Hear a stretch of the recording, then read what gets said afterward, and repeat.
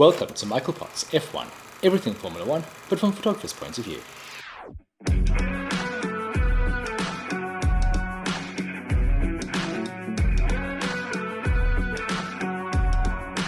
We've reached the summer break. This is the traditional halfway point of the Formula One season, and it's a great chance for us to look back over the year and see which teams and drivers have performed, but more importantly, what those teams and drivers need to do in the second half of the year. So let's kick things off with a look at Sauber. It has been a disastrous year for the Swiss-based team. These couple of years were always going to be a bit tricky because they're in a bit of a limbo as they navigate their way towards 2026 and they become the full Audi works team. But limbo doesn't necessarily have to mean awful. The car rollout in Bahrain was visually amazing, bright, bold, brash, electric green livery with Unleashed plastered over the rear wing. It looked like a team that meant business. To date, however, they're the only team yet to score a point. They have been completely outscored by the other Ferrari customer team Haas, who have a much smaller budget. Saying the team is in transition is an excuse that will only go so far in Formula One. By the time it emerges as Audi, you would expect them to be competing for points within a few races, and regular Q3 contenders by the end of the year. But the current team shows no sign of that improvement, and it's the systems and structures that are currently in place that are the most concerning aspect. They might have a slow car due to underinvestment. It's everything else around it that's also failing. When they bought a massive upgrade package, it didn't appear to add any value. And even more worrying are the pit stops. Slow pit stops have cost the team potential points a number of times this year. So even if you have a slow car, there should be no excuse for slow pit stops. Sauber has recorded several pit stops lasting over 10 seconds. One pit stop for Bottas in Australia was nearly 30 seconds, and they had a massive 52-second stop in Bahrain, compared to Red Bull, who are doing pit stops in 1.9 seconds. Luckily, this has been a massive wake-up call for Audi, and they've made some big changes. Out goes team boss Andreas Seidel, and in comes former team principal Matteo Binotto. They've also hired Jonathan Wheatley from Red Bull, the man responsible for setting up the processes that have made that team so successful. They're also bringing in Haas star Nico Hülkenberg, but their second seat remains unfilled. The difficulty filling that second seat must have taken them by surprise. They publicly targeted Carlos Sainz for the seat, but their big money offer was rejected, but he went off to fellow midfield team Williams. In the second half of the year, look out for more key personnel signing, specifically the second driver. Valtteri Bottas is now the favourite, and he's in a strong position with the new management in place. He's outscored his teammate 13-1 in qualifying. This includes the one Q3 appearance for the team this year. In races completed, Bottas leads 9-5, but Zoe has the best result of P11. The future isn't looking good for Zoe in Formula One. He's probably trying to line up a reserve role in one of the bigger teams. The highlight for the team was probably China. Zoe missed out on the points in the sprint race, and Bottas was in Q3 for the main race. But it was the crowd's reaction to Zoe when he climbed out of his car on the main straight behind the top three finishers that was extra special. It's something I've never seen in Formula One. Williams are not in a great position either. Last year they had a car that was a rocket ship in a straight line, but really struggled to go around corners. This year, they've tried to balance things out and get something that's a little bit more normal. It did net them a 7th place in the Constructors' Championship, however. Over the winter, they've overhauled their processes and practices, bringing the team up to standard, but it has had a knock-on effect. It caused a delay in their readiness at the start of the season, and they were caught out by a number of huge crashes, and not having enough spare parts, resulting in them only fielding one car in the Australian Grand Prix. Progress has been slow and steady, and while the results don't show it yet, you should expect this team to improve in the future. The team has managed to retain star driver Alex Albon, who was on many bigger teams' shopping list. They've also managed to lure multiple race winner Carlos Sainz to the team for 2025, beating two manufacturer teams, Alpine and Audi, to his signature. This means that Logan Sargent is out of the team for next year and will probably look to IndyCar as a potential next step. He can be quick, but he's struggled throughout his career in Formula One to hook a whole weekend together. Comprehensively outscored 13-0 in qualifying and 9-0 in races where they've both finished. The team are a long way off the 21 points they had after 14 races last year, but they're actually in a much better place. The highlight must be the 2 points scored at the Monaco Grand Prix. This is a track the team has struggled at. They last scored points here in 2017. The results show just how much progress has been made to turn a rocket ship into a good all-rounder. bit of an unaccustomed 8th place for the Alpine team, who've had a shocker of a year. Starting the season massively overweight and occupying the final 2 spots on the grid in the season opener in Bahrain. The team has made progress over the year and are now fairly regular point scorers since the Monaco Grand Prix. Behind the scenes, though, there's been a lot of turmoil. In has come controversial Flavio Briatore, the former team boss, who's really starting to shake things up. Bruno Famin, the team principal, is leaving after just serving 1 year, and he'll be replaced by Oliver Oakes, who is the high-tech team principal. This is a successful junior team that competes in Formula 2 and Formula 3. Along with the shake-up in personnel, there's also some changes rumoured that will fundamentally alter this team entirely. They are exploring ending their Renault engine program and becoming a Mercedes customer team. This move will save them an awful lot of money and make them more competitive, but it's also a great way to position the team for sale. So all you viewers who have a spare $1 billion kicking around and you don't know what to do with it, think about buying the Alpine team. Ollie Oakes will have a huge pile of tasks in his inbox after the summer break, such as finding a replacement for outgoing Esteban Ocon. The favourite at the moment is Jack Doohan. He's a very talented and very likeable Australian driver, the son of former motorcycling champion Mick Doohan. Jack has been part of the Alpine Young Driver Academy program, and he was 3rd in Formula 2 last year and 2nd in Formula 3 a few years ago. Ocon and Gasly haven't worked that well as teammates. They have a long history of rivalry as they made their way up the French junior motorsport ranks. This year, things came to a head when they collided in Monaco on the opening lap. Part of the problem is that they're both very equally matched. Statistically, they're the closest on average in qualifying of any teammates on the grid. This often results them competing for the same bit of tarmac. Ocon leads the qualifying head-to-head at 10-4. In race results, he leads 9-5. But Gasly is 1 point ahead in the drivers' table. The highlight was the first double points finish of the year in Canada, and this despite both cars being involved in a first lap crash with Sergio Perez. Look out for this team improving in the second half of the year, and look out for additional signs that they're signalling to sell the team as we wait to see who the potential buyers could be. For me, Haas are the surprise team of the year. They started off with expectations of being stone cold last, and now they're riding high in 7th place. It turned out they were scoring points by race 2. Not only have they been regular point scorers, but they've also narrowly missed out on points, finishing 11th on 5 different occasions. New team boss Ayo Komatsu has revolutionised the team. Drive to Survive will be poorer for not having Gunther Steiner, but Formula One's quiet revolution is producing results. The car is so much better than last year. It's overcome its tyre degradation issue, and Nico Hülkenberg is a regular in Q3 and constantly fighting for points. And he is currently sitting a handsome 11th place in the standings. But he has been massively helped by his teammate Kevin Magnussen, who at times has crossed the legal line to keep his teammate in the points. Sadly, those heroics have not been rewarded, and Kevin is out of a drive with Haas for next year. Hülkenberg is off to Audi, leaving the team with a new lineup of Esteban Ocon and Ollie Behrman. Behrman is a Ferrari junior with huge potential. Hülkenberg leads Magnussen 12-2 in qualifying and 11-2 in races where they've both finished. The 6th place for Hülkenberg in Austria is the highlight, because this is a race where the team has performed well in the past but without reward. Ahead of Haas by only 7 points are Racing Bulls, and while we've all struggled with their name, they've actually had a fairly solid year.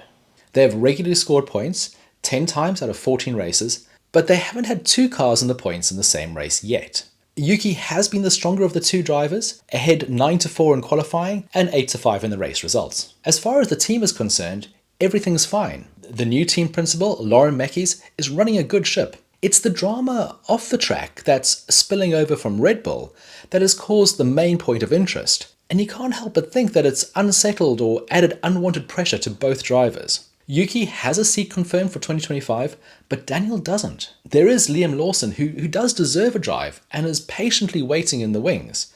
His future is due to be confirmed in September, but it's the constant question marks hanging over Sergio Perez's future that are also hanging over the drivers in this team. Ricciardo could easily be a Red Bull racing driver next year or unemployed in 2025. He's that much on a knife's edge.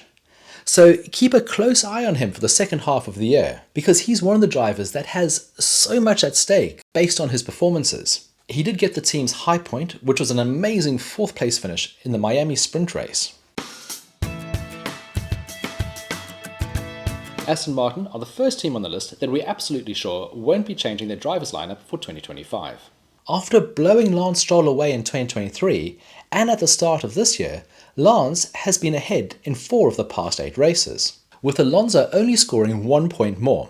In qualifying, Alonso leads 9-5, and that is really good considering last year it was 18-3 to Alonso by the end of the year. Quietly, Stroll has been closing the gap in recent races. That's really good news for Lance, but it's generally been a disappointing season for Aston Martin, who have not been able to build on the progress and the success that they made last year. At times, they were second to Red Bull in 2023, and now they're a distant 5th. That gap only appears to be widening. Successive upgrades have not delivered the results they were expecting, and this is a problem that's dogged the team for years. There are rumours linking design genius Adrian Newey to the team, as well as a potential swoop on Max Verstappen. There is no doubt that this is a team with ambition, but currently they're falling a long way below that.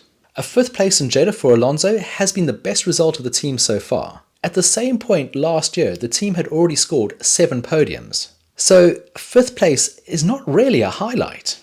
Aston don't have much chance of catching the team in front of them or being caught by the team behind them. The best thing for them to do for the rest of the year is sort out the processes to ensure that when they bring upgrades, it actually makes the car better. Currently occupying 4th place are Mercedes, but recent results suggest that they'll be much higher come the end of the year. It wasn't a great start. The car wasn't on pace with the teams in front of them, there was a lot of instability, the car was bouncing, and while they have scored points in every race, it has only really been since Monaco, when they brought a new front wing, that we've seen them move from scrapping for the minor points to getting pole positions and winning races. In the first 7 races of the year before the Monaco upgrade, they scored 96 points.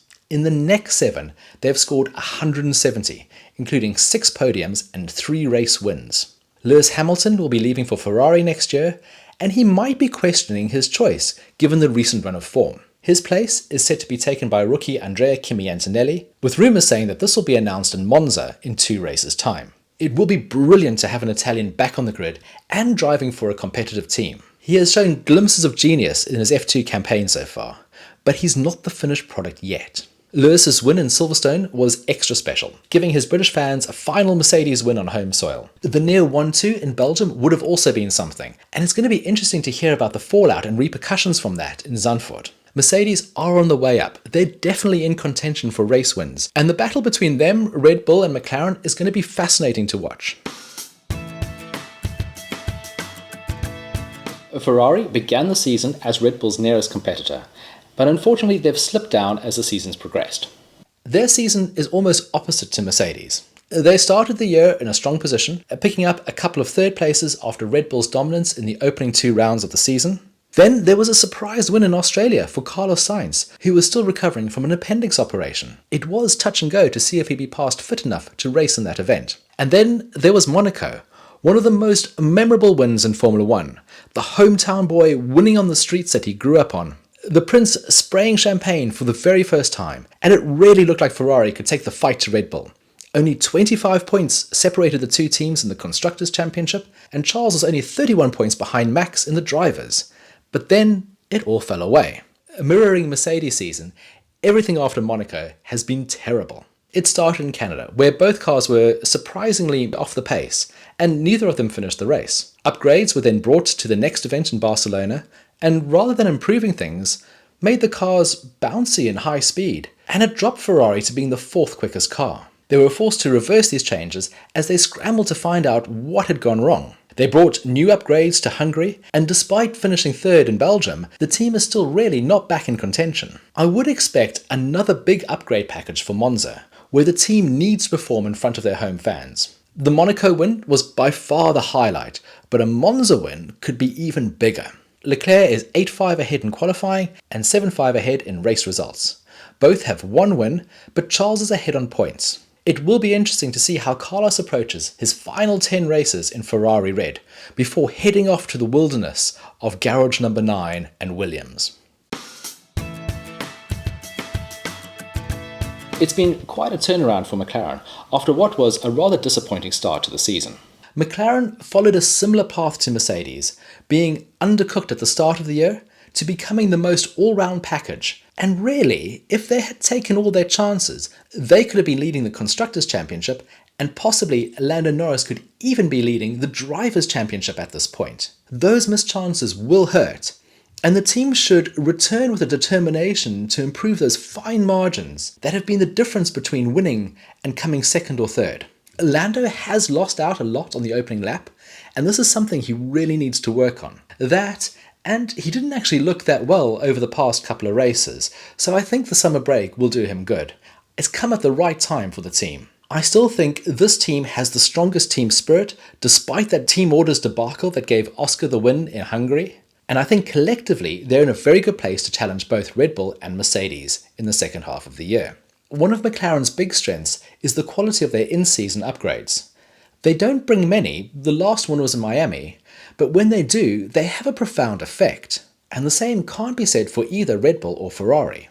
They have the momentum, and if they can iron out those issues, at least the Constructors' Championship should be theirs. That would be their first since 1998. Norris leads Piastri 11-3 in qualifying and 8-5 in the race. What has been important from a team perspective is if Lando is not on top, then Oscar is there to pick up the pieces. So with two top drivers, they do have a great chance of maximising their constructor points. Still at number one, despite some fierce competition, is Red Bull Racing. 2023 was the perfect season. 1-2 in the championship, most wins by any driver, statistically the most dominant team in Formula 1 history.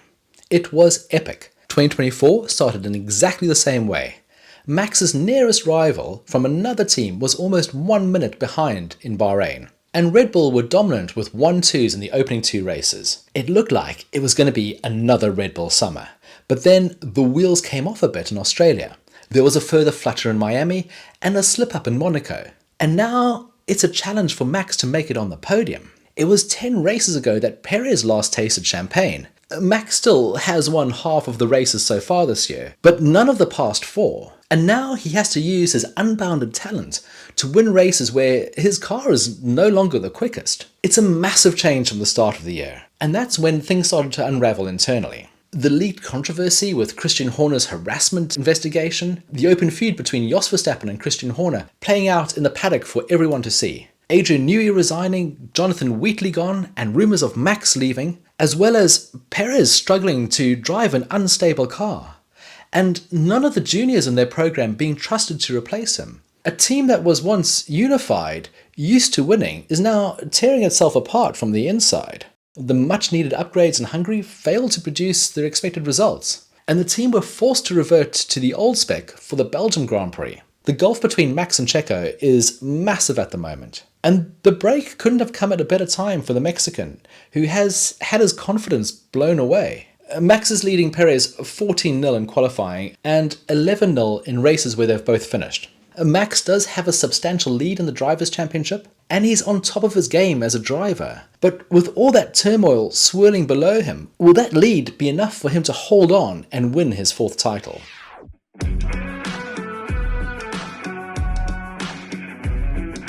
Thank you so much for joining me for this look back of the 2024 season so far. It's been quite a humdinger. I really do hope you've enjoyed it. There are a lot more teams and drivers in contention for race wins as well as podiums. The prospects for the remaining 10 races of the year are looking pretty good. So if you want to stay up to date with all Formula 1 news, do hit the like and subscribe button. Our next stop is the Dutch Grand Prix in Zandvoort. So until then, goodbye.